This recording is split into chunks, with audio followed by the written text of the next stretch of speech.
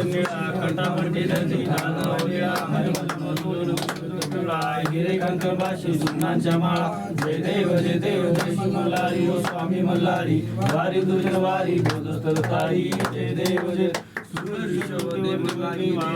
नामे गाय कथी सेवा अखंड गुणाव्या वाट सेवा परवर संगीत कामर देवा जय देव जय मल्हारी ओ स्वामी मल्हारी वारी दुर्जन वारी बोधस्थल तारी जय देव रवीर शंकर निवाला तेव्हा मल्हांगाचा अवतार झाला याला गे आवडे भावे वर्णीला रामे रामदासा जीवन भेटला जय देव जय शिव मल्हारी ओ स्वामी मल्हारी वारी तुझ्या वारी बोधस्थल तारी जय देव जय कर्पूर गरुडावतारं दासानं सारं भुजंगारं सदा वसंतं दयाळुदेवं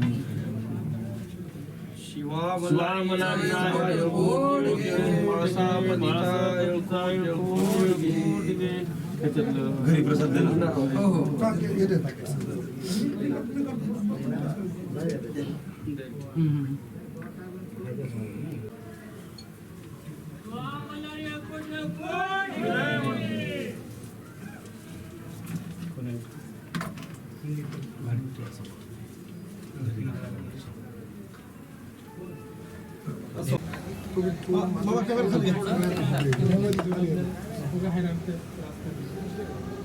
ओके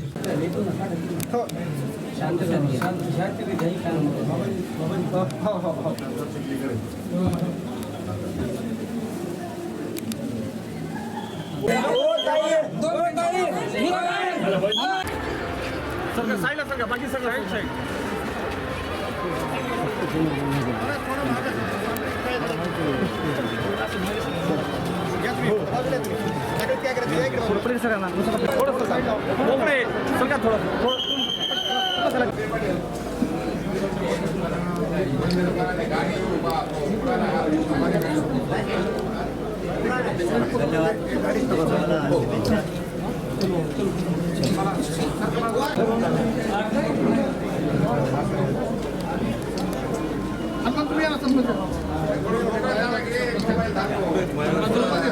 बोलले झाले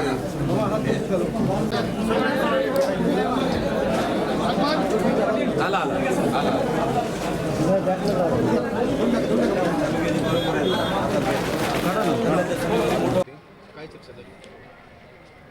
असं आहे की मला अगोदर निरोप कळाला की मनोज जरांगे पाटील माळेगावच्या दर्शनाला येत आहेत. शेवटी समाजासाठी काम करणारा एक नेता माळेगावमध्ये येतोय म्हणून मी ग्रामपंचायतीला तशा सूचना दिल्या होत्या, देवस्थानला तशा सूचना दिल्या होत्या आणि आपण बघितलं की विश्रामगृहावर तमाम तालुक्याच्या वतीनं जिल्ह्याच्या वतीनं मी जरांगे पाटलांचं या ठिकाणी स्वागत केलं. त्यानंतर लागली ग्रामपंचायतीने देखील त्यांचा सत्कार केला आणि खंडेरायाच्या दर्शनाच्या नंतर देवस्थान समितीने देखील त्यांचा सत्कार. येणाऱ्या पाहुण्यांचा सन्मान करणं ही आपली संस्कृती आहे आणि त्या संस्कृतीला धरून आम्ही सन्मान केलेला आहे. मुख्यमंत्री आणि दोन्ही उपमुख्यमंत्री यात्रेला येणार आहेत. असं आहे की नागपूरच्या अधिवेशनामध्ये मी सगळ्यांना निमंत्रित केलेलं होतं, पण दुर्दैवानं देशाचे माजी पंतप्रधान डॉक्टर मनमोहन सिंग साहेबांचं दुःखद निधन झालं आणि 1 तारखेपर्यंत दुखवटा आहे. त्यामुळं कदाचित आता तारखेचा ताळमेळ जमला किंवा जमला नसेल माहिती नाही. परत मी एकदा आज तिन्ही मान्यवर नेत्यांना या ठिकाणी कोणीतरी आलं पाहिजे अशी विनंती करणार. यात्रेचं स्वरूप बघता विकास कामं बरेच राहिलेले आहेत. ही गोष्ट खरी आहे, कारण दाजी भाऊजीचं प्रत्येक वेळेस चालत आहे. दाजी भाऊजीचा विकास कामामध्ये काही अडचण नाही आहे. विकास कामासाठी जे मुख्यमंत्री झाले त्यांचं योगदान काय. विलासरावजी देशमुख साहेब राज्याचे मुख्यमंत्री होते. त्यांनी पहिल्यांदा मी जेव्हा आमदार झालो तेव्हा 5.5 कोटी रुपयाचा निधी दिला. विलासराव देशमुख साहेबांच्या नंतरच्या काळातल्या कुठल्याही मुख्यमंत्र्यांनी एक दमडी दिला नाही. त्यानंतर मी 2014ला आमदार झालो आणि देवेंद्र फडणवीस साहेब या ठिकाणी दर्शनाला आले. त्यांनी 7.5 कोटी रुपयाचा निधी दिला. मधल्या काळामध्ये मी खासदार होतो. कदाचित राहिलेला विकास करण्यासाठी परत या मतदारसंघात यावं लागलं असं मला वाटतं.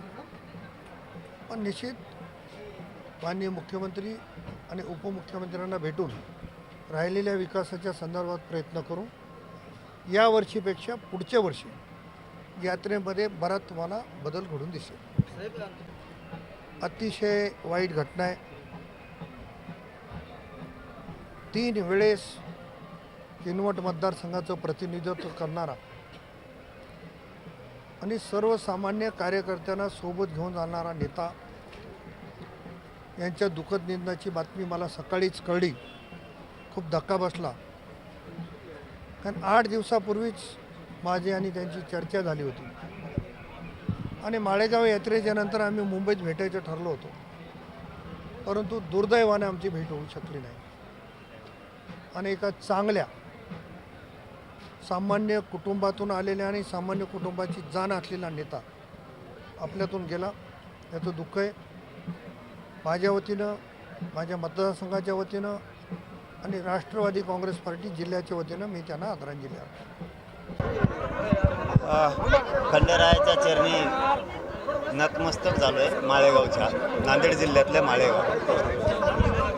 खंडेरायाच्या चरणी एकच मागितलं आहे फक्त की गोरगरीब मराठ्यांवरती अन्याय होतो, त्याला आरक्षण मिळू दे.